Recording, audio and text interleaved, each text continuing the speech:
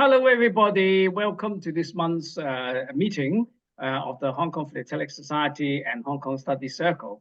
And it's good to see all of you being so active when participating at the Zoom meeting. We have several presenters tonight, I hope. But I think without further ado, I would like to actually go into society's business. Just give me a couple of minutes because there are a few announcements to be made. For the Hong Kong Study Circle members, I hope that you will by now receive Journal 408, the January issue, which is a bit late. I think Nick is actively preparing the April issue now, and he will definitely need more input from all of you. So maybe if you have something to present this evening, you could actually write a page or two just to make the journal more interesting. And let me see. There's of course the Hong Kong Study Circle has the Webb Cup, an annual Webb Cup and Wild Cup voting. And the nominations and entries should be submitted to the editor by Saturday, 8th of June. Okay, so that date can be published in a newsletter, the next newsletter in July. Okay, so the Wild Cup, just to remind you, is awarded for a new find concerning Hong Kong philately. Yes. Okay. Right. Andrew? Yes. I have a question about the distribution of the Hong Kong Study Circle Journal. Yeah. Who issues the electronic one? Is it your? Me. It's you. Yes. Okay, so Michel Hood is on electronic distribution. Yeah. If you could change him, because he didn't get his yet as of yesterday. All right. Okay. Okay. He's changed to electronic now. Okay. Yeah. That's no problem. Yeah. I could just send it after this meeting. Okay. So I said okay. I sent him a hard copy, so that will probably take a month for him to get it. Yeah. Yeah. Better to send him e-copy. No problem. No problem. I remember that. Well, just ask him to remind me. He still hasn't received it by tomorrow. Okay. Yeah. All right. Okay. So so that's the Wild Cup actually is awarded for a new find concerning Hong Kong philately or related postal history. The Webb Cup is the publication, a new the most is the best publication of the year. So it can be awarded to a book or a monograph or an article or something like that. So please submit your nomination to Nick as soon as possible if you have a candidate or if you personally have some materials that you think that it's a new find or something. Okay, we want as many candidates as possible so that there will be voting at the meeting. Okay. The second thing is for the Hong Kong Philatelic Society, the AGM is on the 30th of May this year. Okay, at the Chinese Club in Hong Kong. Okay, right. There will be election of the committee, and of course we have the journal. The journal. I don't know whether you can see it from here. This is okay. Back from here. It's kind of blurred. I don't know why, but it's out of focus a bit. So this is the latest journal, okay? The journal 28. You can probably see on the website. You can actually download it if you're a member. You can download the whole journal. So that's the journal was actually published a few days actually before the exhibition in Romania. Okay, I think without further ado, I would... Andrew, please, concerning the Hong Kong Philatelic Society, yes, sir. Can you give us a few words about the membership? Is it a stable membership? Is it increasing, decreasing? Do you have young people joining? How is it? And well, not necessarily well, younger than me, but not necessarily very young.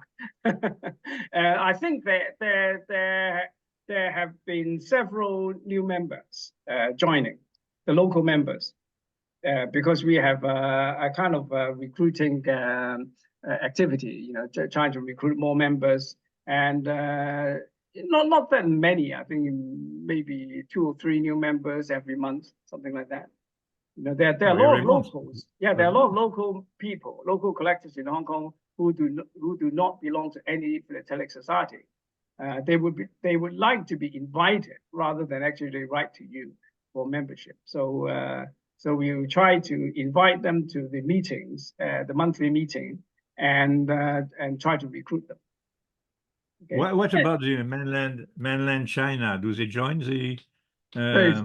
We've got only about 2 or 3, not really interested in Hong Kong. I'm afraid, not really interested in Hong Kong.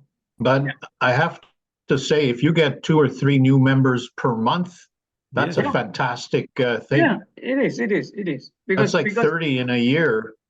Yeah, it is. It is. I'm pleasantly surprised because when they turn up at the meeting, you know, at our physical meeting every Friday. Maybe I think tomorrow there's a physical meeting, and you actually see some of these so-called collectors and bringing stuff to show. Of course, they're mainly Hong Kong material, which is very encouraging. And I'm pretty sure that if you follow the eBay scene, then you probably see some good prices being achieved in the last maybe 6 months. Not very good for us because we have to pay more. But as you know, there are more people interested in buying the material, collecting the material. Yeah, it's encouraging. I would say it's encouraging. Yeah. Well, there are more material coming out constantly from the UK, from USA, also from Hong Kong. I think it's very good for Hong Kong as a collecting area. Yeah. Anyway, so okay, so yeah. Andrew, Simon here. Just a short question. How to register for an account to download or to access the HKPS site? Well, you mean the YouTube? No. I mean, for example, downloading the journal or accessing the newsletter or you have to write to a PC. Yeah, PC, but he can give you a password to do it. Okay. Yeah, so he's actually controlling all the passwords. So you can ask for a password, and he'll send it to you, and then you can use the password to download the journals, the newsletter, etc. Yeah. Okay. So Hong Kong Study Circle, you can do the same with. I registered an account for the Hong Kong Study Circle, but not for the HKPS. Okay, that's fine. I'll you have to contact PC. And yeah, just following up with Engel's question about the members from mainland China. I'm just puzzling whether the HKPS should start to use some kind of a bilingual language to communicate or because in my experience, those in mainland China, they are not used to write or to communicate in English. So but you know, in HKPS, most of the articles or whatever communication means are in English. So maybe that's a hurdle for them. So maybe we should think about the language. Yeah. Well, officially, the HKPS has already gone the bilingual several years ago.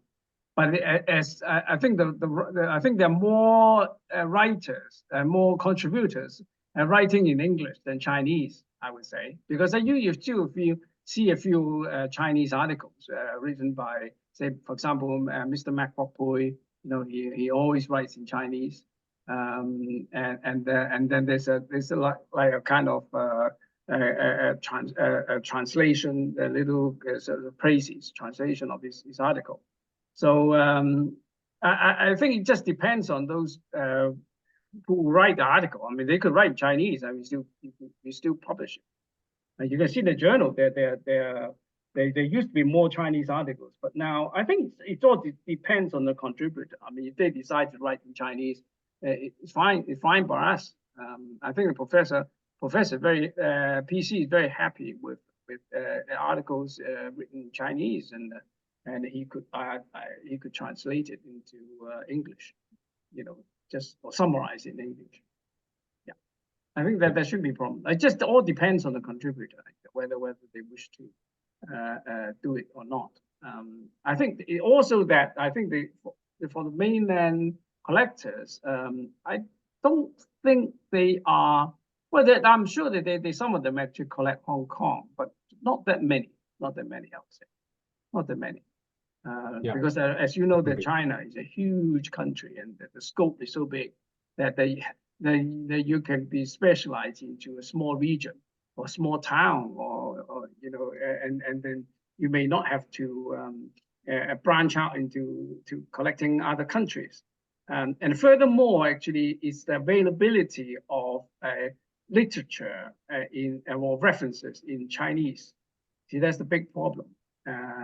You know, for example, if I ask you to collect Arabic countries, I mean, you know, all the reference books are in Arabic and you cannot read it. How can you possibly collect, you know, the Arabic countries? You see, that's the same issue here that the mainland Chinese are facing.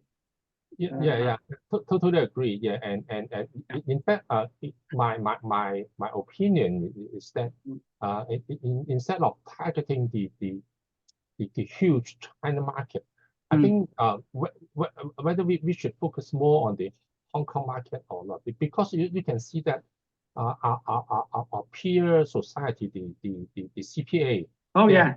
They're having more members than HKPS. Oh, a lot more.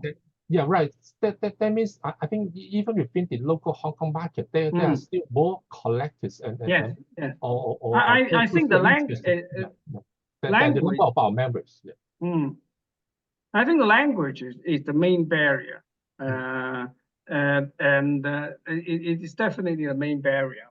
I would have thought, because but of course, I mean, all of us are most of us are bilingual.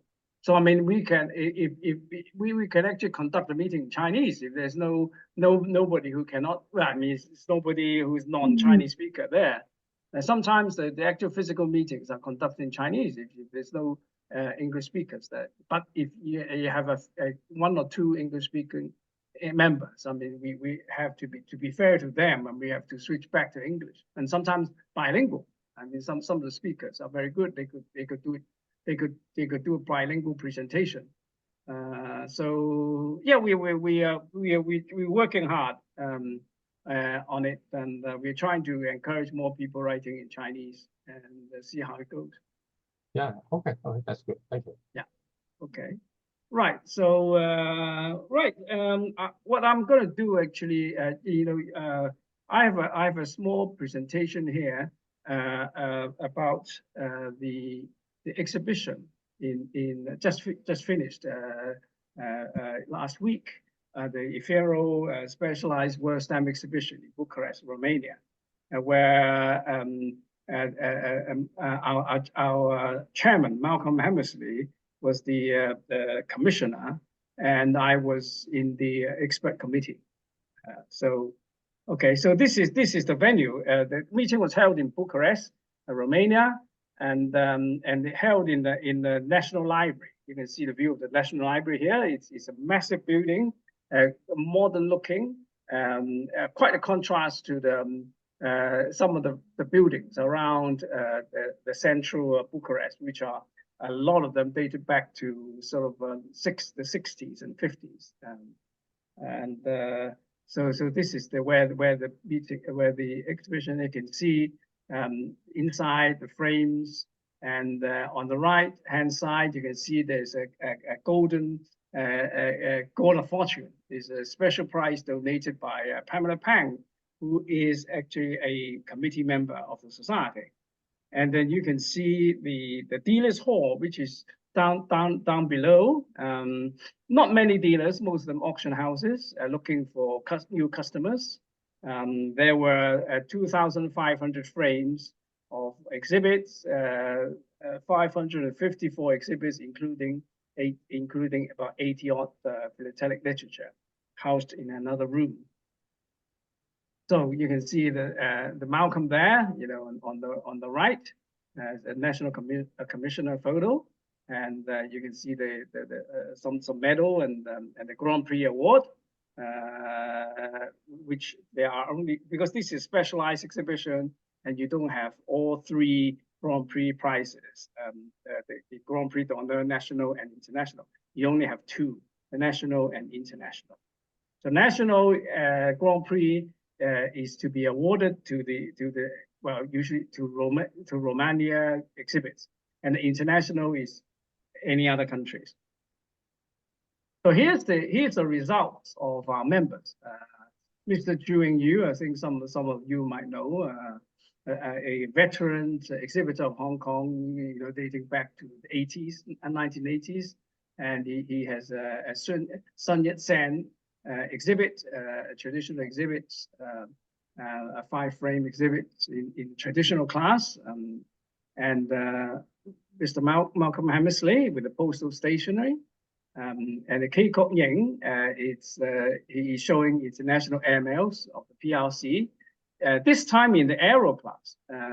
Last time he was in the postal history class. I mean, his exhibit is, you can judge it either way, and it just depends. Sometimes you get higher marks in judge as an aero, and sometimes just higher marks in the postal history. It's a little bit difficult. I mean, it's not the usual airmail, although it says airmails, but it does not automatically judge better in the airmail class. And then, of course, Pam has a superb maximephily exhibit called Hong Kong, My City, and I'm very pleased for her to actually achieve Vermeil, because it's for the maximephily, it's very hard to get very good marks if you were just showing just basic maximum cards without any research or description. And then, of course, the HKPS newsletter got a Vermeil, which is very good, because most of the newsletters usually, because it's just a newsletter, it's not much. You don't show much research in such publication, so that they rarely get very high score. So Vermeil is pretty good for that kind of publication. And Li Hong, I mean, I think he's here actually watching us. He's here in the Zoom. He's a pre-stamped period of Ecuador. It's a postal history exhibit in 5 frames, and it's absolutely amazing that you can actually score gold. Very rarely that you for 5-frame exhibit you get a gold for that. And then the other 2 exhibitors is, of course, our dear Ingo with the Wilding definitive, the 5-cent Wilding. It was a 1-frame exhibit, and a guy from Macau. So that's the result. Okay, fine. So that's the end of the report. There we are. So I think the show has many new exhibits, only with 5 frames.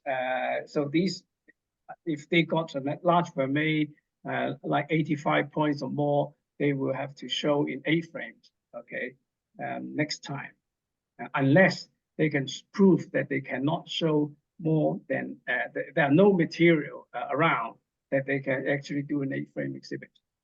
So the next international show, the World Stamp Exhibition, will be next year in February in Uruguay in South America. That should prove a bit of fun for everybody, especially from outside of the world, to get there. I think more than 25 hours, I think, traveling time. I mean, for the people in the USA, it's slightly better, I think. So it's really your show. Anyhow, I think it should be very, I don't know, I haven't heard Uruguay has been has not been doing a international World Stamp exhibition for many years. Personally, I've never been there before, and I shall make some plans, but sometimes I hate flying for long hours like that.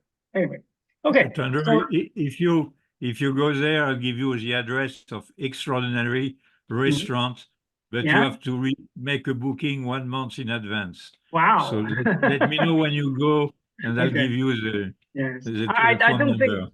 I don't think I have to make any decision before October, so there's still few months to think about it, and I might just put an exhibit in, just to see. Philip, will there be any good wines for Andrew to dine in that restaurant?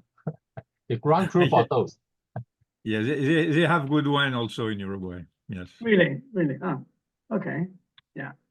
Okay. Yeah. But what I don't like, really not looking forward to, is the long hours of flying. I remember last time I went to Brazil, it took me 25 hours, in transiting in London. It was not, it was not pleasant. Anyway. Anyhow, so okay, so let's go back to the our original agenda of show and tell. Okay, so I'm going to continue with a few items. This is actually this would interest Chris Norton a lot, because this is I don't know whether it's a new find or not, but it certainly is very rare. Tin Sin, the first Tin Sin registered marking with just the registered and the number in a box. And of course, it has been recorded by Proud, but it's only used for about a year. And most of them, you find them on these registered envelopes. And I roughly, I think counted. I think, well, not really a census, but I just vaguely remember. I think it's only about 5 recorded, including this one. I think it's quite a scarce marking, but it just I think it was on eBay a couple of months ago, without actually people noticing too much, and I think it was a really bargain price. Anyway, okay, so this is well worth looking for, and finding the dealers and grab it. So okay, now I'm going to go into another subject for handling of mail from Hankow. Hankow is actually as a treaty port, it's quite difficult to collect. One, it has a lot of cancellations, and two is the way that they handle mail is fairly different from other treaty ports. The markings they applied. So and of course the first Hankow hand stamp, the date stamp, was not delivered before June 1874. I think. Something like that. Anyway, so yeah, before the arrival of the Hankow hand stamp, the mail actually from Hankow went down river to Shanghai, and then whether actually was privately carried or was an official mail that went down to Shanghai, and the stamps were not cancelled. The stamps were cancelled in Shanghai, like this one. This is 1874 October, a letter from Hankow carried to Shanghai by river steamer, and then you can see that the stamps were cancelled by S1, and there's a Shanghai back stamp there, as if it came from Shanghai.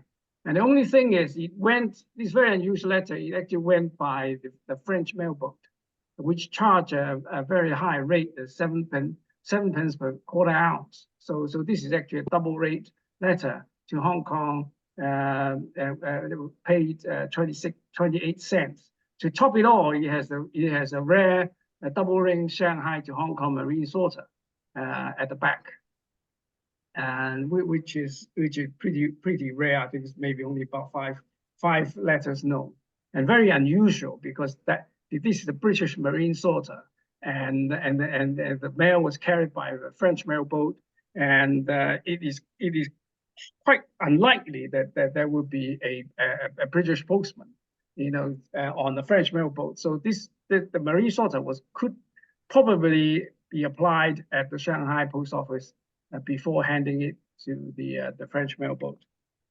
Okay, so this is the first period. Well, Andrew, Yes, sir. how can you tell this is from Hankow?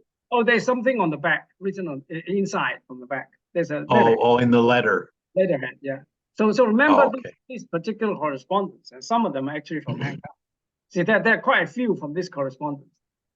Okay, these address anyway. Got it. Same by, yeah. Right. Okay. The second period is when the arrival of the Hankow hand stamp, the Type B, in 74. So that was actually brought into use, and this is actually the earliest recorded date by Proud. But the stamp, as you can see, it was cancelled on arrival in Hong Kong. So it was cancelled on transit, in transit. Okay, so this is actually the earliest known date. Maybe there are other earlier ones, but so far this has been the earlier date so far.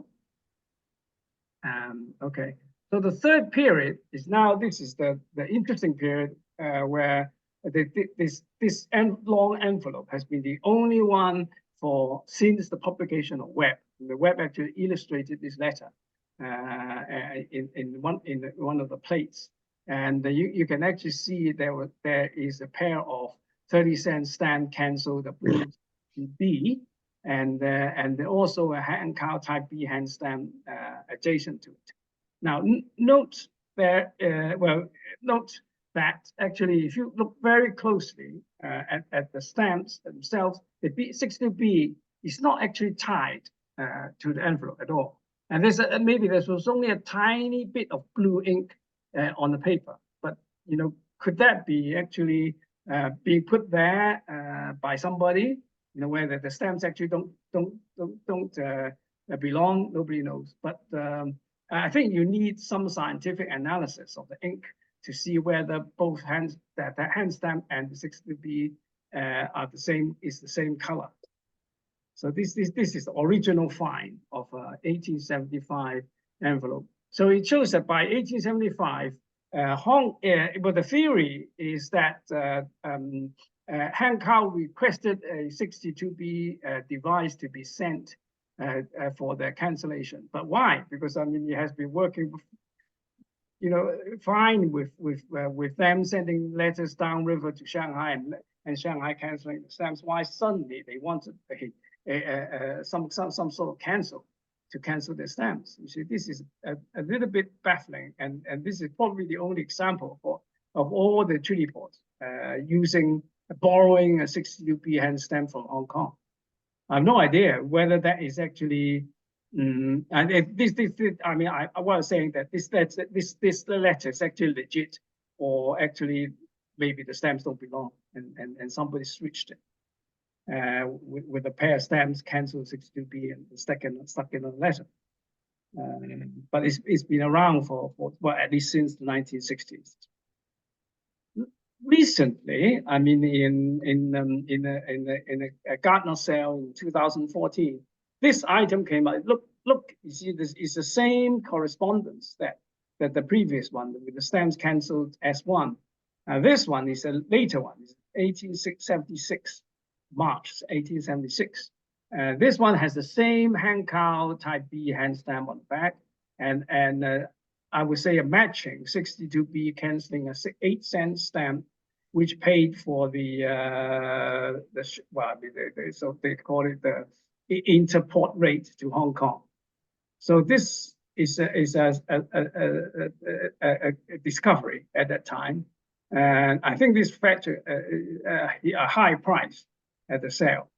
So, but whether that is anything wrong with this one, I have no idea. It could be, you know, it could simply be maybe the S1 cancelling stamp. Somebody took the stamp off and replaced it with a 8-cent and a forged 62B. No, that's a conspiracy theory. I mean, we shouldn't take that as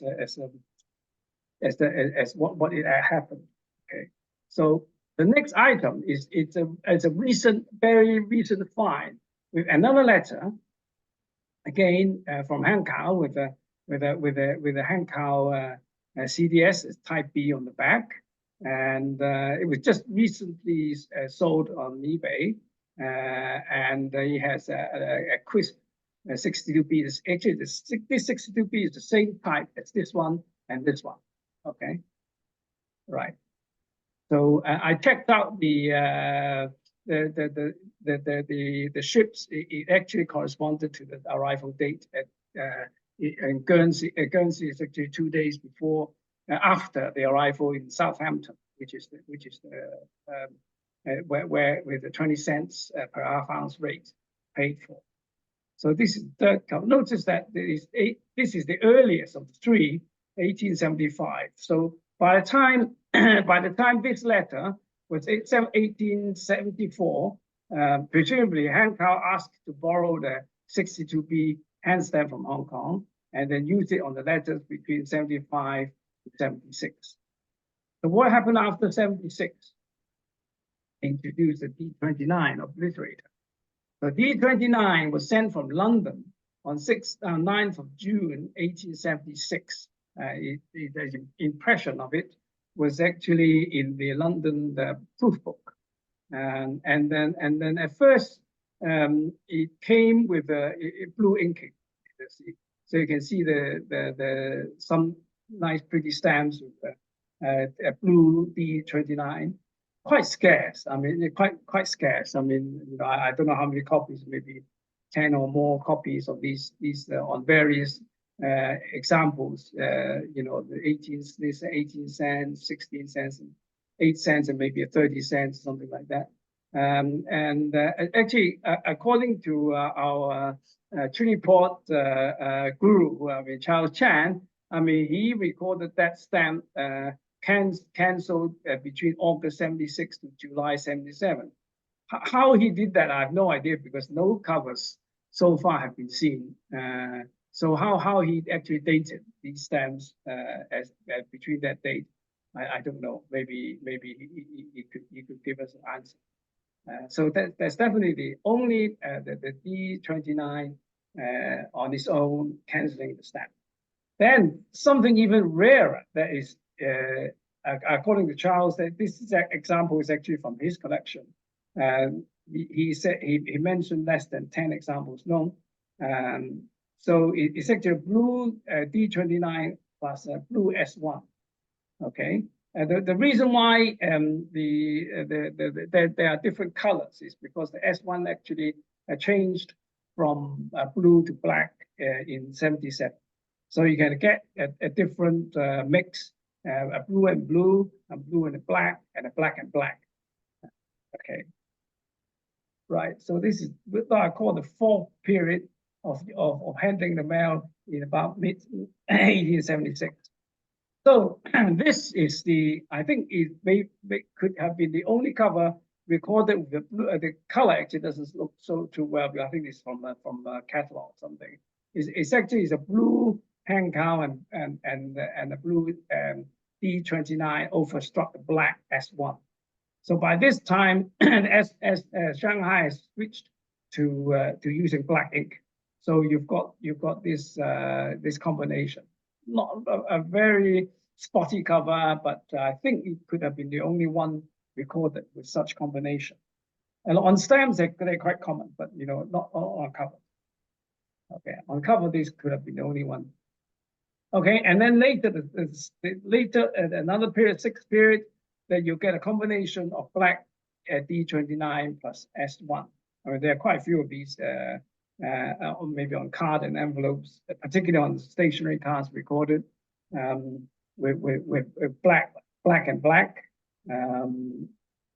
So by that time, the UPU regulation says that the date stamp has to appear on the front of the item. So that the period of use, according to Charles again, is between mid 1877 to 1880. So the final period, of course, is when the D69 was being struck on its own on letters and card. Okay, you can see this. There's an example of it on the card. Okay, this is in 1880. Right, there you are. So okay, so that's the story. I haven't actually gone into explaining why or is it really a fact that the 62B was sent to Hankow. I mean, I didn't I don't have time. I didn't have time to look for documentary evidence. There was any postal communication between Hong Kong and Hankow and Shanghai. Maybe Charles, who most likely will have the spare time to find out something from the newspaper or maybe from some post office archives of some communication. I mean, it's a big thing to lend to borrow a c.d.s. To borrow a cancel from Hong Kong. I mean, it's got to be documented. I mean, it's not just just a letter. It should be such a thing should be well documented. So there must be some evidence around somewhere waiting to be discovered. So or else, I mean, in fact, all three covers could have been manufactured based on the first one. So the second and the third could be manufactured. Nobody knows. I mean, it's still a bit of a mystery. Okay, so I move on to the next subject, which is this item, which ended, I think it was yes, it was definitely in Argyle I Can Sell, I think yesterday, or the day before, is the one of the Bruce Royal Arms covers with a tombstone mark. I thought, Richard is not here, unfortunately, because he'll be ecstatic about this tombstone mark and on the back of the cover. Now, basically, if you have been following the story of these tombstone marks, you just go back to the study circle, and there have been several articles written about these, whether this particular kind is actually a Hong Kong marking or actually is India marking. But I won't go into this because I'm not a specialist in this area. Anyhow, Captain Henry Bruce correspondence first sold at Cavendish in year 2000, and there are, I don't know how many there are. There are about 10 covers, 10 or 12 covers bearing the royal arm, and some are better looking than the others, and some actually with this strange tombstone, this rate mark, this Indian style rate mark on the back of the envelope. Or the entire letter. This is an envelope. Some of them are on entire letter. So this actually the letter has already been recorded. It's number 37 on my list of royal arms. So it's not a new find, but it's just a particularly nice one with a very clear strike of the royal arms. Description of the previous owner is a little bit, wrong. He was talking about cover showing Calcutta strike of India. So this is actually not Calcutta. The Calcutta is a rectangular. This is an oval. Oval India is usually at Bombay. And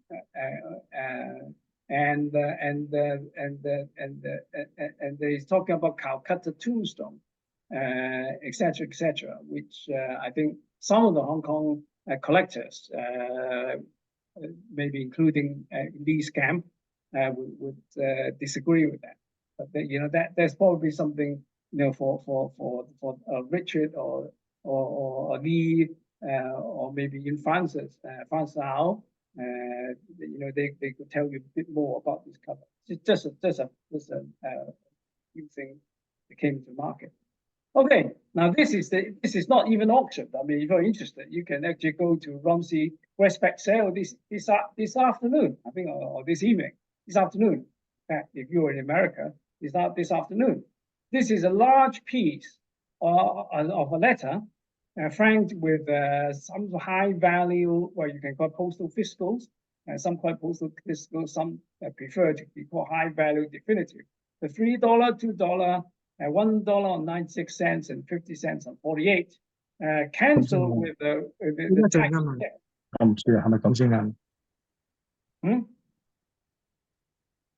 Yeah, with a type 7, which is a pre-stamp which which was used during the pre-stamp period, but now resurrected in 1898 for some reason to cancel adhesive.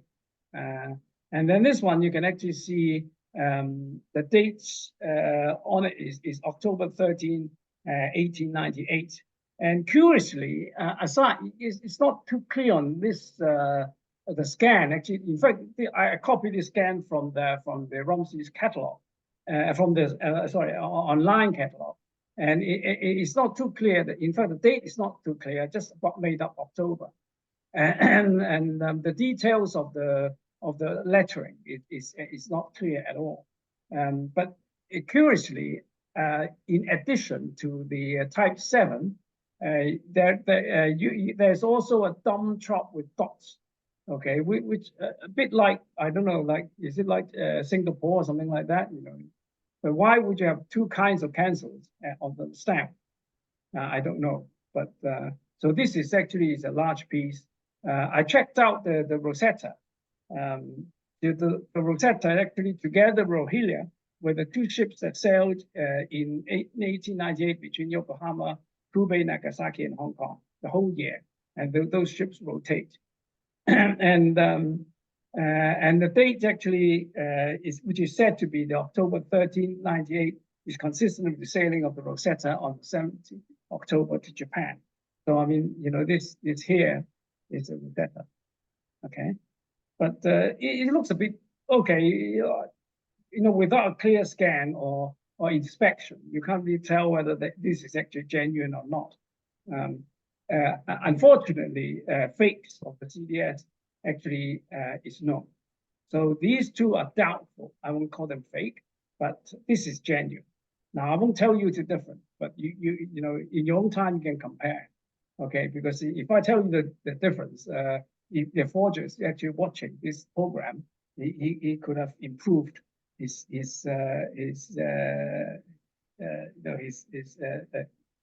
device, you know, okay. So you just have a good close look and compare these two with this one, and then there are some minor differences. Okay, so this is the end of my presentation. Yes, and yeah, I hope that you enjoyed it, and have a good think if you do have a collection of Hankow, especially during those periods. So you know why they suddenly ask for 62B. I mean, it's a bit of a mystery. Anyway, okay, thank you very much for watching. Questions? Do you have any questions?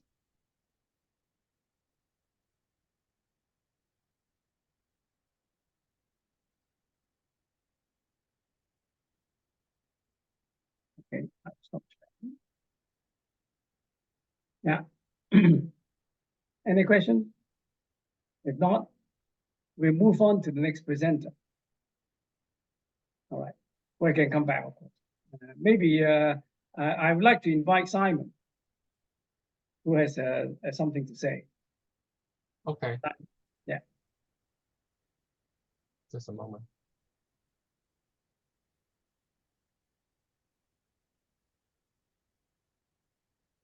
Okay, let me share screen.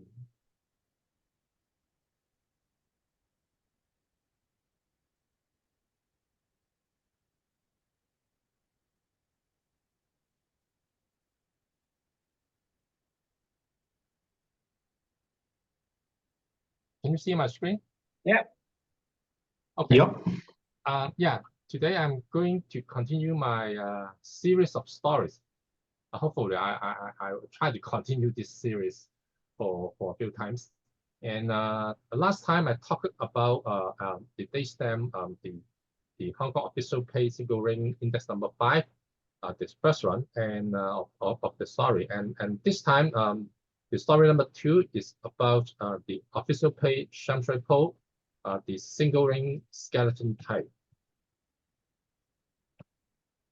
Okay, a little bit of background. The Sham Shui Po post office at 55 Winchell Street was opened on the 8th of August, 1956.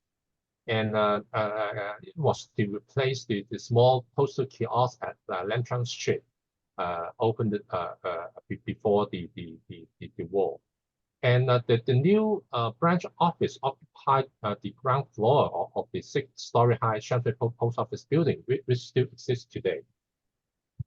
And that new post office, in fact, was launched not only for the county services, but also with the sorting and delivery functions, and with 22 postman bits originally handled by the current post office, which were handed over to the Sham Shui Po post office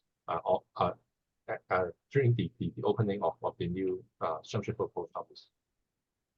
And in that area, there exists many governmental departments in that Sham Shui Po post office building, and also in the nearby area.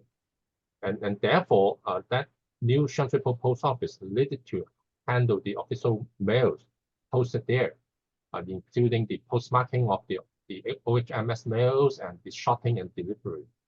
Because at that time, mails posted in the Sham Shui Po post office, and if those mails were addressed to the area or the region belonged to the Sham Shui Po post office, then those mails did not need to go through current post office. The Sham Shui Po post office just delivered the mails directly to the addressee by the postman.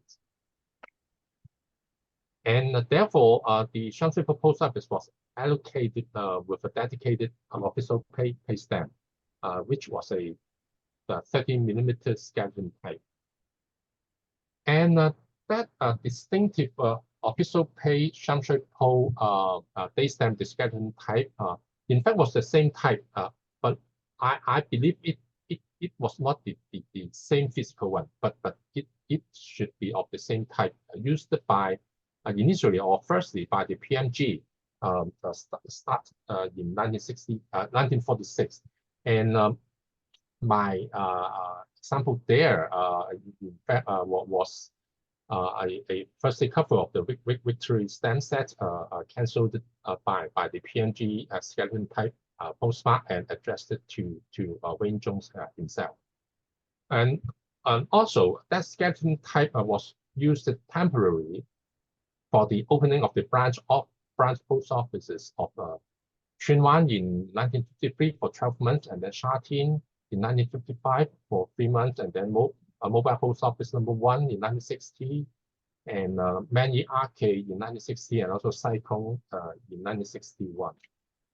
And of course, Mui War should be the last branch post office opening using that skeleton type. And also, the skeleton type was also used in the temporary post office at some special events, including the cafe, the exhibition post offices, the university temporary post office, the jamborees, etc. And also for a very special incident in Shanghai post office, due to the loss of one of the normal c.d.s at the counter. And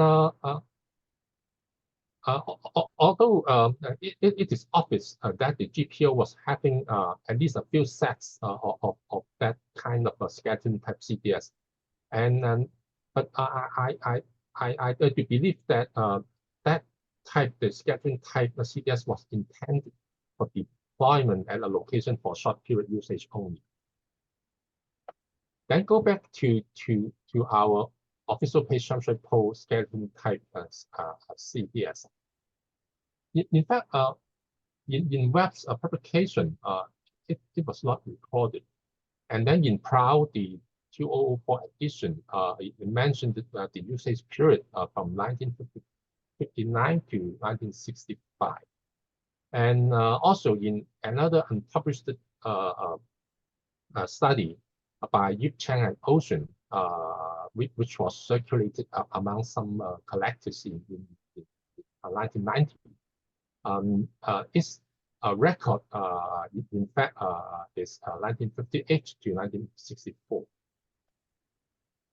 And also from Hankow Study Circle, the journals where I can obtain the records. I found 6 records of that cancellation in Hankow Study Circle from 1959 to 1965.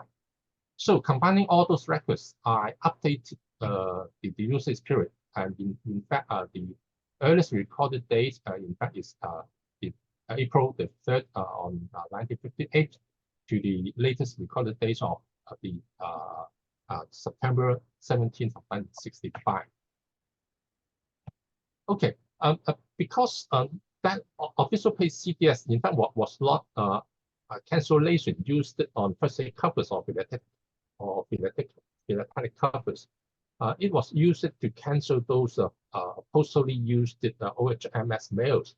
So it is rather difficult to determine or not whether that cancellation or that c.d.s was used since the first day of the opening of the Sham Shui Po post office, which was the 8th of October, 8th of August 1956. Because the earliest record date, in fact, was around 1.5 years later than the opening of the post office. But yeah, it's difficult to say. So a few examples. This one, in fact, most of our records of this cancellation are on those kind of notification cards from the Urban Services Department. In fact, the location of that USD department, in fact, was in the same building of the post office. I forgot where it was, on the 3rd or 4th floor of that building, and those cards were sent to the occupiers in that district to follow the public health ordinance to do some kind of pest control, and then the inspectors will go there to do some inspections on a certain date. This is one of the examples from Shibun Yu. Another one, this is another example from a primary school nearby the Sham Shui Po post office. That primary school, in fact, what was called the Fuk Wing Street Government AM School. AM means the morning. They start the school session in the morning session only. And the Fuk Wing Street, in fact, is very near to the intro street of the Sham Shui Po post office. And in 1958, it was the first year of the establishment of that primary school. And it sent out a lot of letters to the parents of the applicants for application to admission to primary 1 class. And this is one of the examples. The third example of this cancellation, in fact, is a little bit interesting, and perhaps it looks philatelic, and because of the address, yeah, in fact, it was addressed to the Oriental Corporation, which I suppose most of us knows that it belongs to our famous collector Peter Shack. And but the interesting thing is that there is a departmental chop of Kowloon Post Office on the envelope, and but in fact the cancellation what was from Sham Shui Po. So why was there a Kowloon Post Office departmental chop on the cover from Sham Shui Po Post Office? And in fact, I was just wondering, maybe that letter was a correspondence from the post office, or from Hong Kong Post Office to Mr. Shek about his PO box in Sham Shui Po Post Office. And you can see from a lot of Peter Shek's covers that Peter sometimes he used the name Shi Xiao Tong Cecil Dong in his mails or letters using his mailbox number 8109 Sham Shui Po Post Office. Maybe this envelope in fact was from the current post office to Peter Shek talking about his Sham Shui Po PO box. Because Sham Shui Po Post Office in fact was managed under current post office at that time.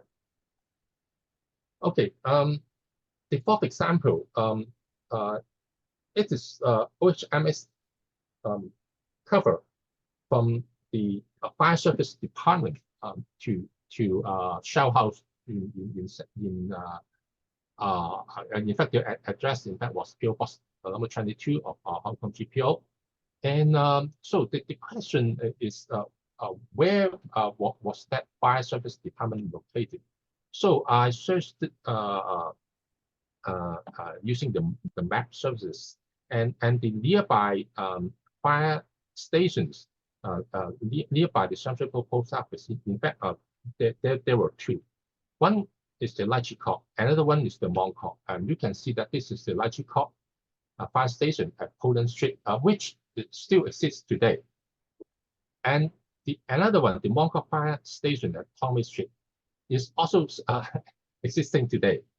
And yeah, my opinion is that this cover should be from the Lai Chi Kok fire station because it is quite near to the Sham Shui Po Post Office. It's just 3 miles away, and then by car is just the time used to travel from Lai Chi Kok fire station to Sham Shui Po Post Office in transit is just around 8 minutes, something like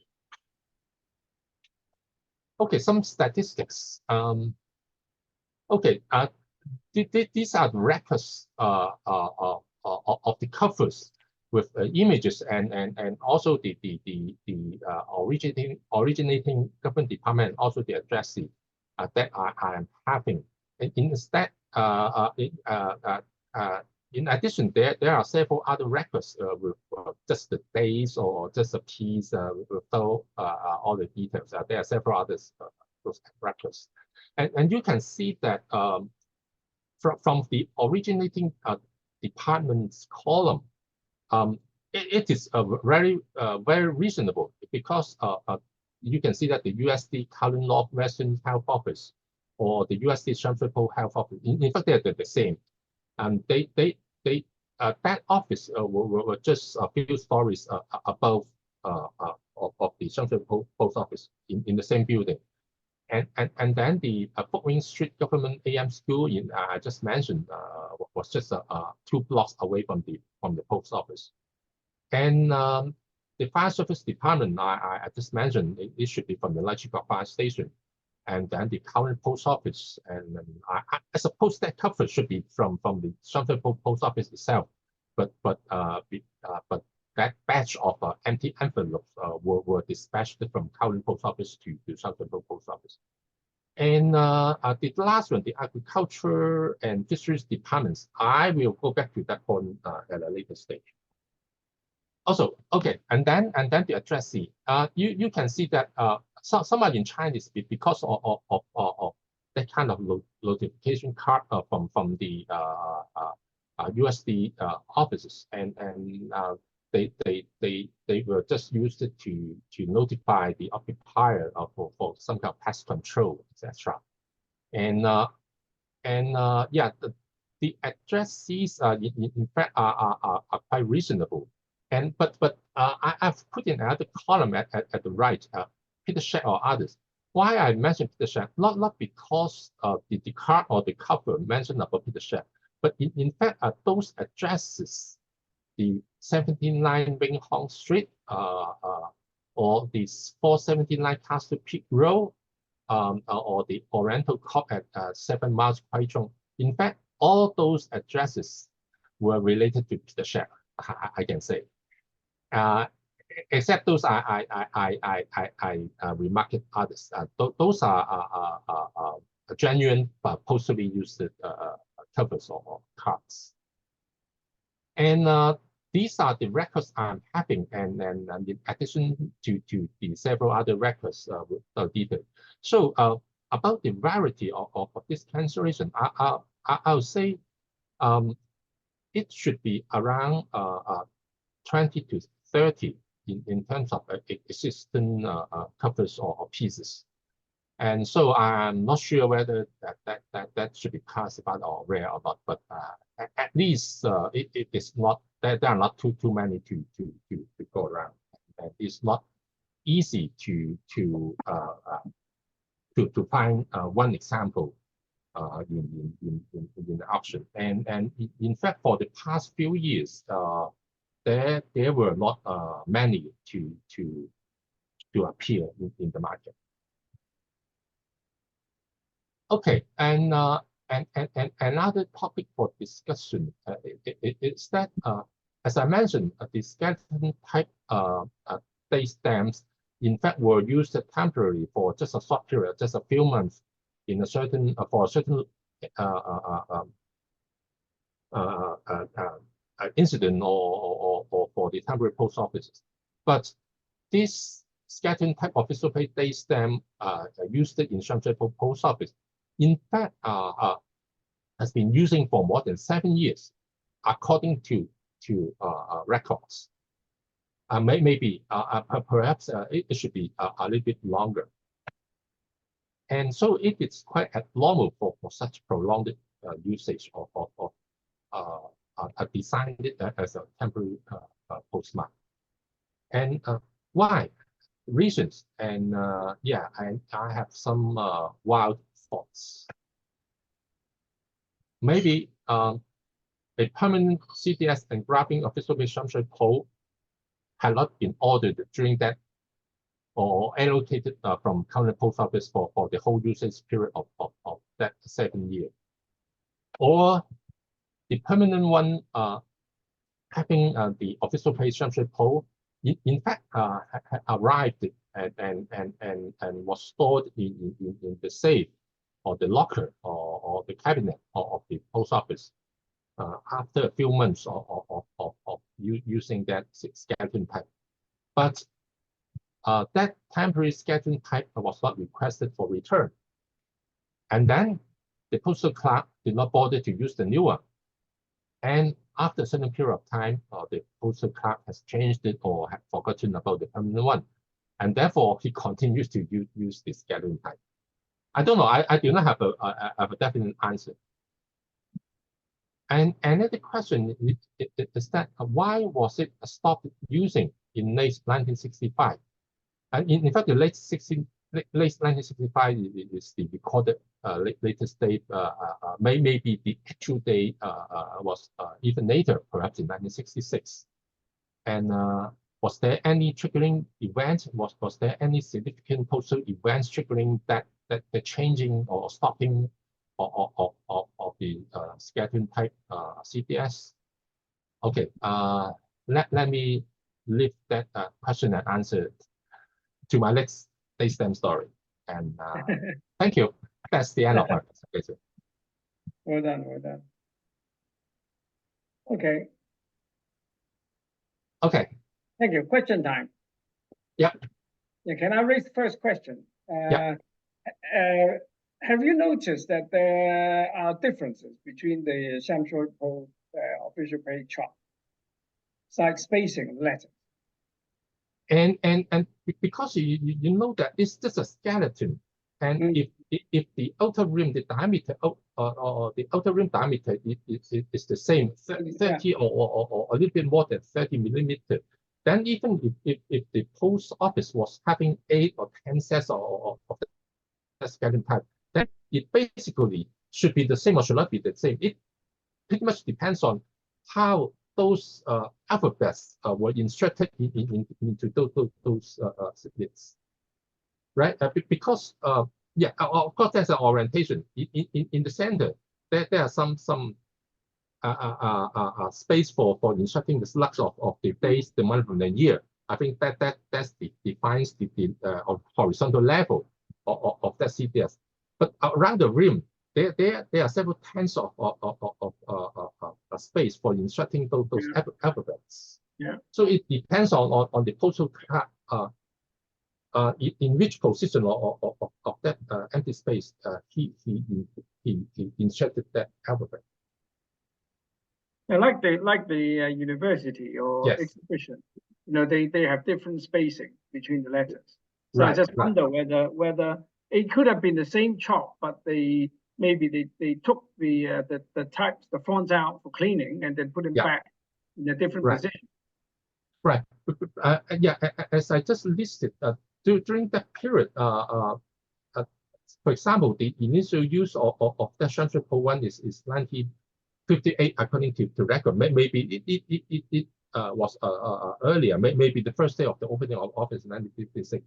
But during that period, during that few years, and in fact, the exhibition PO or some other temporary PO, in fact, was using that scattering type c.d.s as well. So I suppose that specific one was continuously being used in Sham Shui Po post office, instead of allocating the one which have been used by the exhibition PO in 1956 or 57 and then switched to Sham Shui Po for official pay. I do not have that kind of proposition. I believe it was used in Sham Shui Po for a continuous period of 7 or 8 years. Okay. So it is never used in the wrong color. Yeah, the inking in fact varies a bit from time to time. Light red or dark red or a little bit brownish or something like that, or pink something like that. I think that depends on the mixing of the pigment and the solvent. Yeah. Okay. Right. But yeah, and another interesting thing is that according to my finding, those branch post offices having a dedicated official pay stamp, in fact, was a sorting and delivery office. But not vice versa. Not every delivery and sorting office was having a dedicated official pay stamp. But those having, in fact, was or maybe a big one, a big sorting delivery office. Okay. Right. Good. So you're going to continue the story next time. Yes. Yeah. Okay. Just to keep us awake. Very interesting presentation. Thank you very much. Thank you. Any other questions from the floor?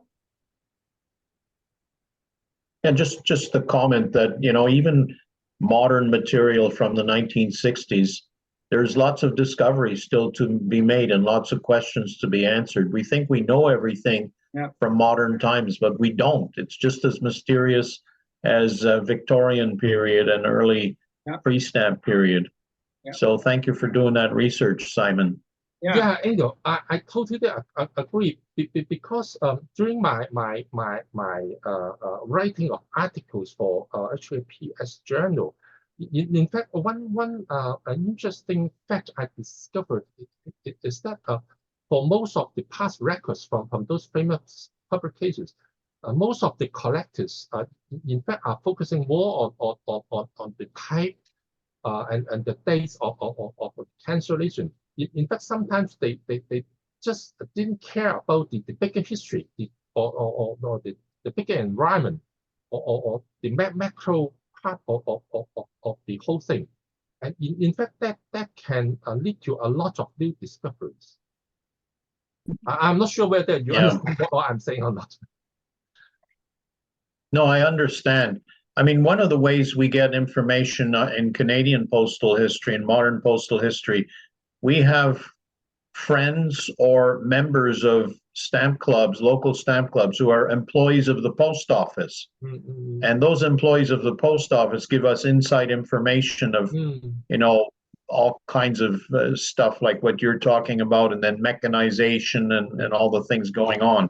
But without those contacts internally in the post office, we would never know how things work. So the research you're doing, one of the ways you could find it is to find somebody who worked there. But I don't know if there's too many post office employees that join societies like the Hong Kong Philatelic Society or China Philatelic Association or Hong Kong Study Circle. There's definitely postal employees who collect stamps, but you're lucky if you get one that wants to join a club. Yeah, I 100% agree with you, Angel. And yeah, in fact, I tried to establish that kind of connection many years ago to find out something about the current Hong Kong cancellation and of course some other cancellations. But in fact, it is so difficult and given the number of years passed from that event to that time. For example, if we are talking about cancellations from 1944 to or maybe 1960 something, and today it's already 60 to 80 years away from that year or that period, and most of them in fact have passed away. I would say. Yeah. Okay. Yeah, I had the same issue with my Manyi arcade study. There's one skeleton. According to Proud, there's two skeleton types, one with index star and one without. I have never seen one without, and I've seen a lot of Manyi arcade skeleton cancel covers and cancellations. I've never seen without. And somebody told me once, "Oh, write to Proud and ask him why he put that in if he has an example." And of course, in the meantime, Mr. Proud has passed away, so I lost my opportunity to say why this that. But yeah, that kind of information, it's even though it's recent. I mean, 80 years is not that recent, but it's hard to find that stuff. Right. Yeah. Good. Anything from other members? Got anything to say? Any news or? Well, I yesterday sent out emails to some of you here at the meeting and some others that I'm going to be doing a presentation, Why I Collect Hong Kong, at Virtual Stampex a week from today, actually.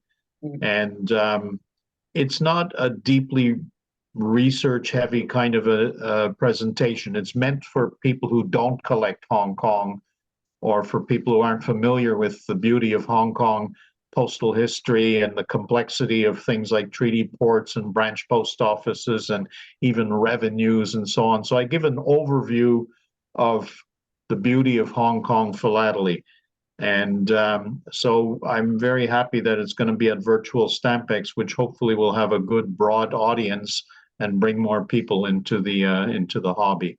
And I mentioned the societies too, both the Study Circle and the Philatelic Society and all the literature they produce and so on, because that's what makes Hong Kong so rich is the collecting groups, the specialist societies, and all the literature. Yeah, very good, Ingo. Yeah, and do we need to register? Or yes. Just in? Yes, you need to register with Virtual Stampex. It's free. And then you can log in and you can attend my talk. It's about the same time as today. It's 9 a.m. Yeah, I saw that message. It's 9 p.m. May Thursday. Yeah, next week. Yeah. Right. Okay. Oh, welcome. Yeah. Welcome. I appreciate if you come and support me, but just be aware, this is not a research-heavy presentation. Promotion of Hong Kong Philatelic, isn't it? Yeah. Just try to get more people to collect Hong Kong. Yeah, exactly. Very good.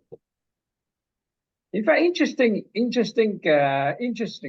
one of the I worked in the expert team in the FARO, the Romanian stamp exhibition, and one of my teammates, his name is Julian Chirata, is actually a member of the Hong Kong Study Circle. What a coincidence! is the only Romanian member that we have in Europe. Well, yeah, only, well, we have few European members. He's one of them. He's a young guy, very pleasant, knows a lot. And he also collects Hong Kong. So he actually showed me some Nice. new interesting Hong Kong material. Yeah. Even though he's a Romanian expert in Romanian stamps, he has other interests. So I'm very pleased to meet him. Yeah. Yeah, nice. I remember his name. Romania. We don't have that many members in Europe. So yeah, that's a nice guy. Yeah, Romania is a pretty exotic destination from Hong Kong. That's right. Yeah. That's right. Yeah. He's got all sorts of postcards and things like that. Hong Kong postcards and things. Interesting guy. Anyway, okay. If there's no further sort of news or anybody want to present anything, we call it a day, and we'll see you. I think maybe either the 16th or the 23rd of May next month for more discussions and show and tell. Or if Ingo would like to present his for sand wilding, that would be excellent. Would you like to do that? Yeah, I can. Yeah, okay. I'd be happy to do that. Do that because I missed it because as you know that I have to run around and looking at every exhibits and yeah, I missed yours. Yeah, it's very easy to convert an exhibit, which I have in digital format, into a PowerPoint. So yeah, happy to do it. Okay, so which date you prefer, 16th or 23rd of May? Let me just look at my calendar. Yeah, or you wish to decide later, and we'll talk on the email.